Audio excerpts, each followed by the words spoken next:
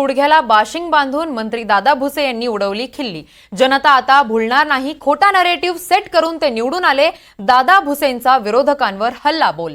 राज्यात महाविकास आघाडीचं सरकार येणार आणि बाळासाहेब थोरात मुख्यमंत्री होणार असं वक्तव्य त्यांची कन्या जयश्री थोरात यांनी केलं होतं। त्यावर प्रतिक्रिया देताना सार्वजनिक बांधकाम मंत्री दादा भुसे म्हणाले की महाविकास आघाडीचे अनेक नेते गुडघ्याला बाशिंग बांधून अनेक स्वप्न बघत आहेत। लोकसभेच्या निवडणुकीत खोटं बोलून संभ्रम निर्माण केला, खोटा नरेटिव्ह सेट करून ते निवडून आले।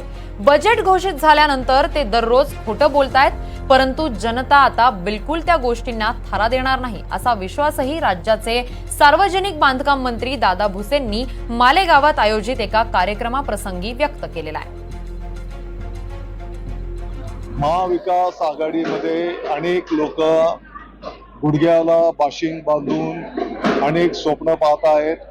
लोकसभेच्या निवडणुकांमध्ये खोटं बोलून जनतेमध्ये संभ्रम निर्माण करून ज्या पद्धतीने भारतीय जनता पक्षाने 400 पारचा नारा दिला होता आणि मग एवढ्या मोठ्या संख्येने जर खासदार निवडून आले तर मग घटना बदलली जाईल, आरक्षण राहणार नाही, काही लोकांना भारतात राहणं अडचणीचं होईल, अशा प्रकारचा खोटा नेरेटिव्ह सेट करून ते निवडून आले।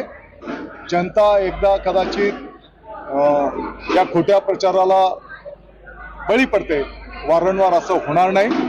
आणि तुम्ही पाहिलं की ज्या पद्धतीने बजेट घोषित झाल्याच्या नंतर ते दररोज खोटं बोलतायत, परंतु जनता आता बिलकुल त्या गोष्टींना थारा देत नाही।